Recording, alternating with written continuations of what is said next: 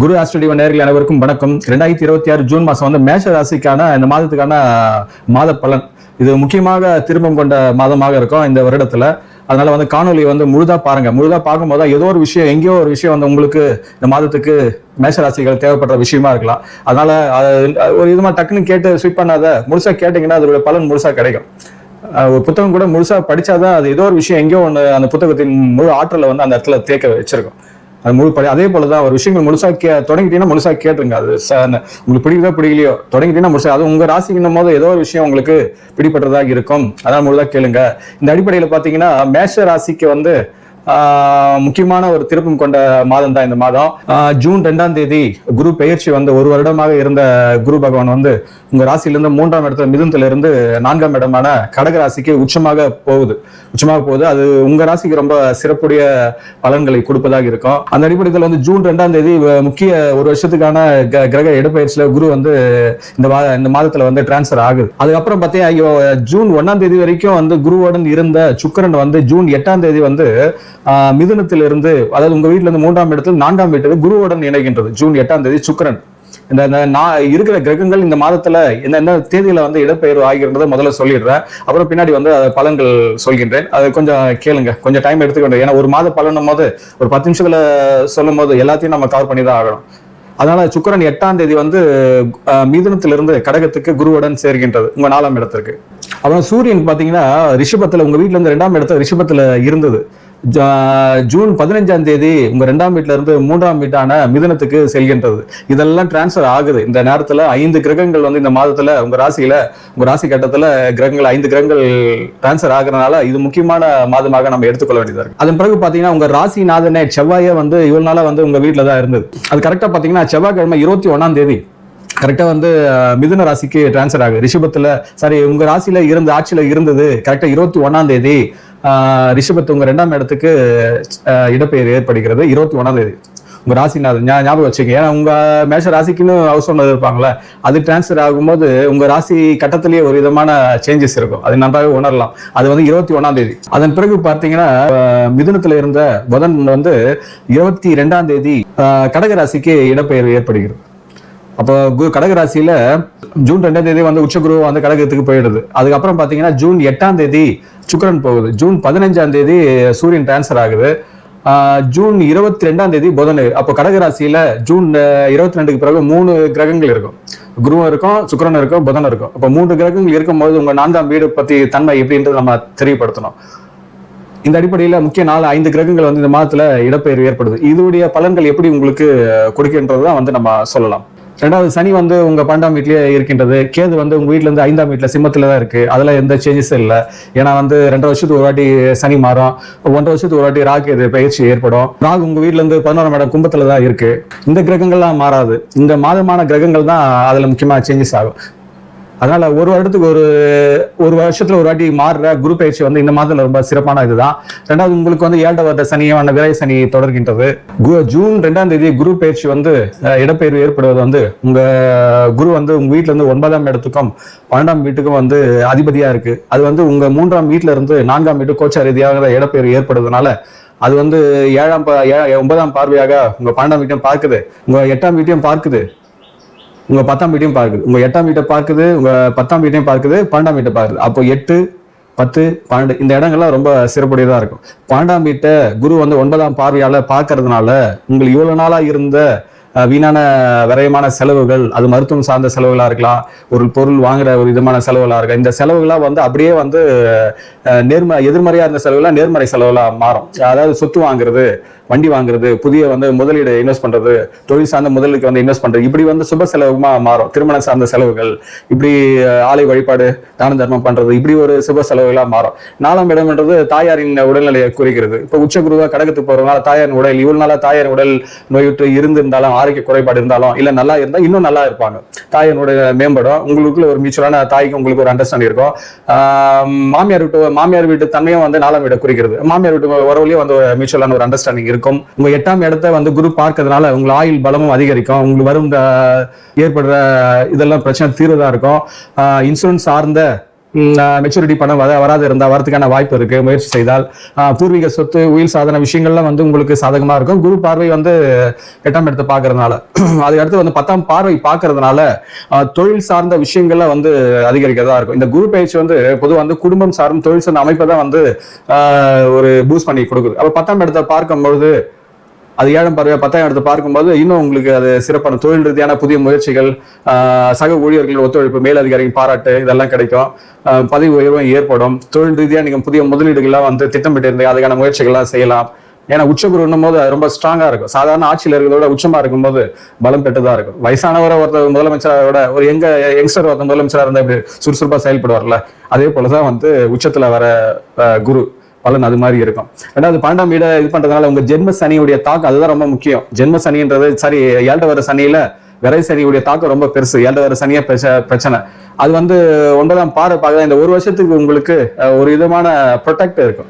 கடுமையான வெயில கூட உங்களுக்கு நல்ல ஒரு பக்காவா ஒரு வெயில் படாத போற சூழல் ஏற்படும். எல்லாமே கன்வெர்ட் ஆகும், ஒன்னும் பிரச்சனை கிடையாது. மேஷ ராசிக்காரங்களுக்கு சிறப்பான காலகட்டமாக தான் இருக்கும். ஜூன் 15ஆம் தேதி சூரியன் வந்து ரிஷபத்துல இருந்து மிதுனத்துக்கு போறாங்க. அவங்க தைரிய ஸ்தானத்துக்கு போறதுனால ஒரு விதமான ஆற்றல் தான். ஆல்ரெடி உங்க இதுலயே வந்து செவ்வாயை வந்து ஆட்சியில இருக்கிறதுனால, இப்ப சூரியனை வந்து தைரியஸ்தானில வந்து ஜூன் 15 போறதுனால அரசு தொடர்புடைய விஷயங்கள்லாம் வந்து தைரியமா எடுத்து செய்வீர்கள். அரசியல்வாதிகள் துறை சார்ந்தவங்கள நல்ல கை கொடுவதா இருக்கும்.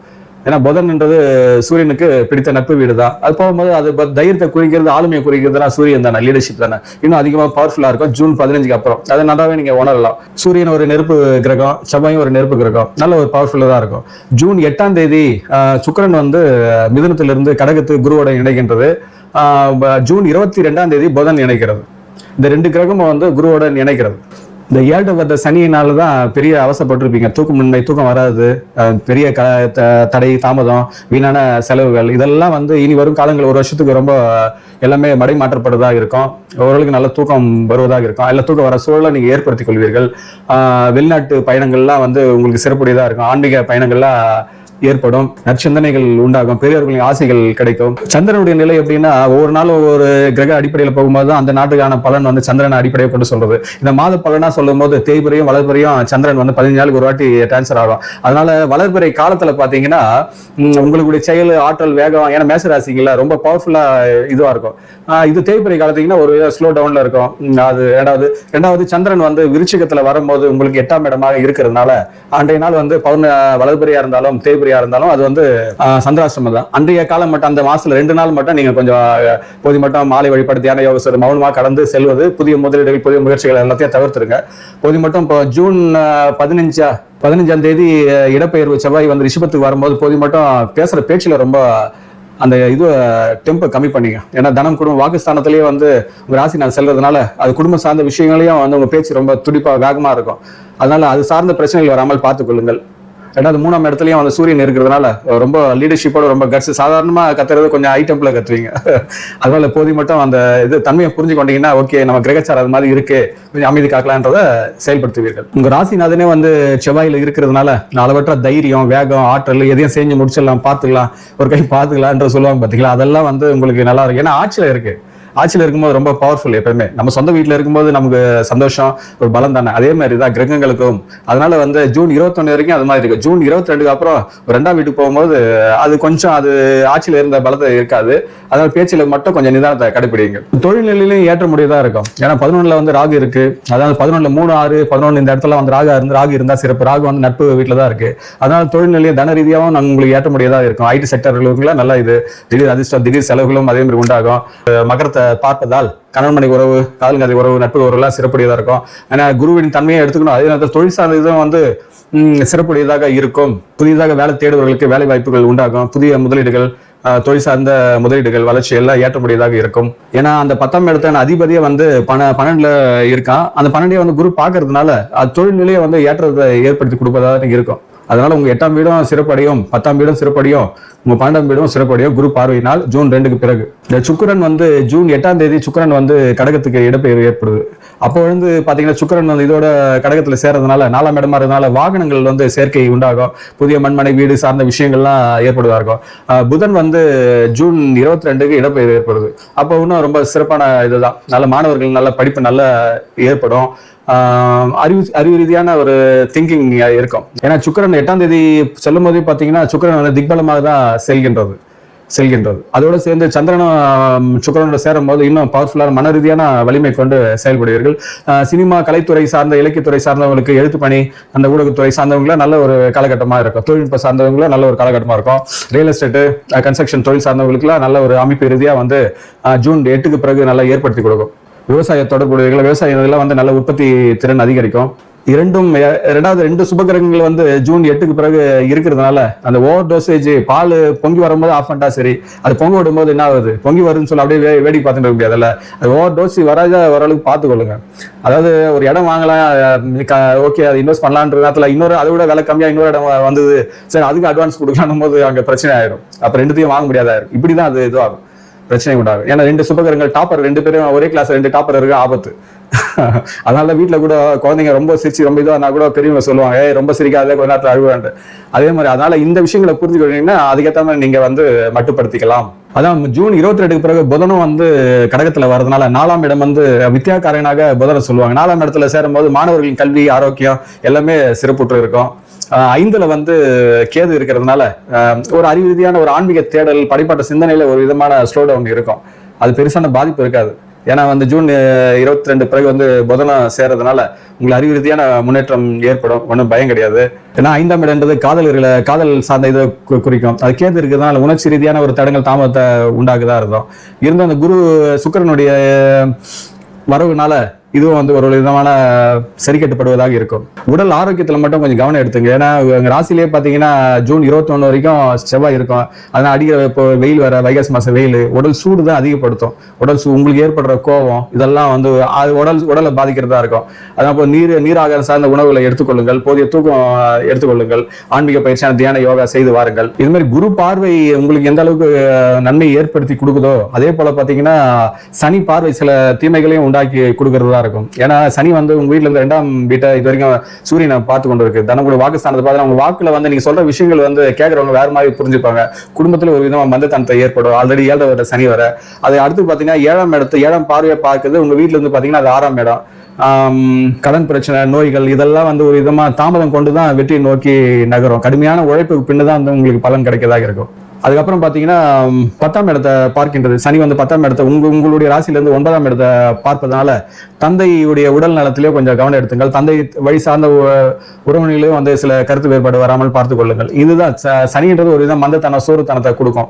இதை மட்டும் நீங்க கவனிச்சுக்கிட்டீங்கன்னா இந்த எதிர்மறை ஆற்றலை குறைச்சி நேர்மறை ஆற்றலை குருவின் பலனை வந்து முழுதா நம்ம ஒரு வருஷத்துக்கு அனுபவிக்கலாம். அதாவது இது இப்போ ஒட்டுமொத்தமா பார்க்கும்போது சனி வந்து 12 இருக்கு, 4ஆம் இடத்துல குரு இருக்கும்போது ஒரு விதமான முரண்பாடு தனமா இருக்கும். ஒரு பக்கம் செலவு, ஒரு பக்கம் கொடுக்கறதா இருக்கும். இது ஒரு விதமான சமநிலை ஏற்படுத்ததா இருக்கும். சனி செலவு கொடுத்தா கூட அந்த செலவு வந்து நல்ல செலவா மாறும். நல்ல செலவு, ஏன்னா சனி குரு பார்வை பார்க்கறதுனால சொத்து வாங்குறது ஒரு விதம் நல்ல செலவு தானே, புதுசா சேமிக்கிறது ஒரு விதமான இன்வெஸ்ட் பண்றது ஒரு நல்ல செலவு தானே, திருமண சுப நிகழ்வுகள் செலவு பண்றது நல்ல செலவு தானே. இப்படிதான் அது வந்து கன்வெர்ட் ஆகும். அதனால வந்து இந்த மாதம் வந்து உங்களுக்கு ஒரு விதம் ஒரு மிடில் விட கொஞ்சம் டாப்பர் தான், கொஞ்சம் ஒரு 70% மேம்பட்ட மாதமாக எடுத்துக்கொள்ளலாம். அதாவது மைனஸோட பிளஸ் உடைய அட்வான்டேஜ் கொஞ்சம் அதிகமாக இருக்கின்றது. இந்த அடிப்படை பார்த்தீங்கன்னா மேஷ ராசிக்கு 3 நட்சத்திரம் இருக்கு. அஸ்வினி, பரணி, கார்த்திகை 1ஆம் பாதம். இதுல அஸ்வினி நட்சத்திரக்காரங்க பார்த்தீங்கன்னா ஆன்மீக நாட்டம், சிந்தனை அதிகம் இருக்கு. ஏன்னா அது கேதுவுடைய நட்சத்திரம். கேது உங்க இதுல இருந்து 5ஆம் இடத்துல இருக்கின்றது. அதனால ஒரு விதமான மனம் சார்ந்த ஒரு இது இருக்கும். அறிவில வந்து டக்குன்னு உங்களால விஷயங்களை அப்சர்வ் பண்ணி டக்குன்னு வெளிப்படுத்துற ஒரு தயக்கம் இருக்கும். அதான் மனம் சார்ந்த விஷயங்களை தவிர்க்கிறது, தியான யோகா செய்வது சிறப்பு. அதே வழியில வந்து எதிர்பாராத இடத்துல சில உதவிகளும் கிடைக்க வாய்ப்பு உள்ளது. இது அஸ்வினி நட்சத்திரம். அதுக்கு அடுத்து பாத்தீங்கன்னா பரணி நட்சத்திரக்காரங்களுக்கு வந்து ஆடம்பரமான பொருட்கள், நகை, ட்ரெஸ், இதுல வந்து லக்ஸுரியான ஐட்டங்கள்லாம் வாங்குறதுக்கான மனம் ஈடுபடும். அதுக்கான வாய்ப்புகளும் ஜூன் 8க்கு பிறகு தாராளமாக ஏற்படும். அப்புறம் இந்த கலைத்துறை சார், சினிமா, இது ஆர்கிடெக்ட், டிசைன் பண்றவங்க, இது மாதிரி எந்த டிசைன் ஸ்ட்ரக்சர் உள்ளதோ, டிசைனிங் இன்ஜினியர், இது மாதிரி உங்களுக்கு எல்லாம் வந்து நல்ல லாபகரமான தொழில் இதை ஏற்படுத்தி கொடுக்கும் பரணி நட்சத்திரக்காரங்களுக்கு. கார்த்திகை நட்சத்திரக்காரங்களுக்கு வந்து நல்ல ஒரு இதுதான். ஏன்னா குரு பயிற்சினால அரசு தொடர்புடைய விஷயங்கள்லாம் வந்து கார்த்திகை நட்சத்திரக்காரனால கை கொடுவதாக இருக்கும். ரெண்டாவது வந்து ஜூன் 15க்கு அப்புறம் வந்து இது தைரியம் உங்க வீட்டுல இருந்து 3ஆம் இடத்துக்கு செல்றதுனால இன்னும் தைரியமான ஆற்றல் கொண்டு செயல்படுவீங்க, புதிய தலைமைத்துவம் கொண்டு செயல்படுவீர்கள். அரசியல் தொடர்புடையவங்களுக்குலாம் நல்ல ஒரு காலமாக இருக்கும். புதிய முயற்சிகளுக்கான தடை தாமதங்கள்லாம் வந்து விலக்குவதாக இருக்கும் கார்த்திகை நட்சத்திரக்காரங்களுக்கு. இந்த 3 நட்சத்திரக்காரங்கள் சிறப்பானதுதான். அஸ்வினியோட பரணி, கார்த்திகைக்கு கொஞ்சம் மேல் கொஞ்சம் சிறப்பாக இருக்கு, கொஞ்சம் தான் ஒரு பர்சன்டேஜ் தான் அதிகமாக இருக்கு. மற்றபடி 3 நட்சத்திரக்காரர்களுக்கு சிறப்பு தான். மேஷ ராசிக்காரர்களுக்கு சிறப்பான காலகட்டமாக தான் இருக்கும் இந்த மாதம். இந்த மாதத்துக்கான அதிர்ஷ்ட எண்கள் பார்த்தீங்கன்னா 1, 3, 9. அதிர்ஷ்ட திசைன்னு பார்த்தீங்கன்னா கிழக்கு, வடக்கு.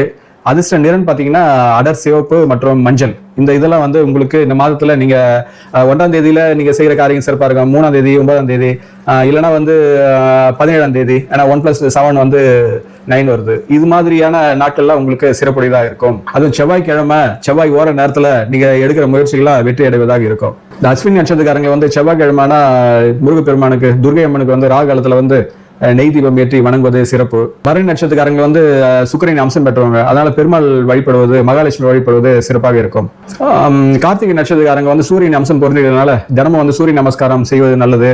திங்கட்கிழமைனா சிவபெருமான் வந்து வில்வையில மாலை சாற்றி வணங்கலாம். இதெல்லாம் வந்து ஒரு ஆன்மீக பரிகாரமா நீங்க எடுத்துக்கொள்ளலாம். அதாவது ஒட்டுமொத்தமா பாத்தீங்கன்னா இந்த மாதத்துல வந்து குடும்ப ரீதியாகவும் தொழில் ரீதியாகவும் முக்கிய முடிவுகளை வந்து எடுக்கும் வாரமாக தான் இருக்கும். புதிய முதலீடுகள் வந்து அதுக்கான திட்டங்கள் வந்து செயல்படுத்தும் மாதமாக தான் இருக்கும் இந்த மாதம். அதான் மேஷராசிக்காரர்கள் ஆகிய தாங்கள் இந்த மாதத்தில் தங்கள் வாழ்வில் அனைத்து வளங்களும் பெற்று சிறப்புடன் வாழ எல்லாம் வல்ல அந்த இறைசக்தியை நான் பிரார்த்திக்கின்றேன். இக்காணொலி வந்து உங்க ராசி கொண்ட நட்பு வட்டத்திலும் உறவு வட்டத்திலும் பகிர்ந்து கொள்ளுங்கள். வாட்ஸ்அப் குரூப்பில் பகிர்ந்து கொள்ளுங்கள். இதுவரை நம் சேனல் வந்து சப்ஸ்கிரைப் செய்யணும்னா சப்ஸ்கிரைப் செய்து கொள்ளுங்கள். உங்களுடைய ஆதரவு தான் இந்த சேனலுக்கு மிகப்பெரிய பலமாக உள்ளது. தாங்களும் தங்கள் அன்பு குடும்பம் வாழ்க வளமுடன்.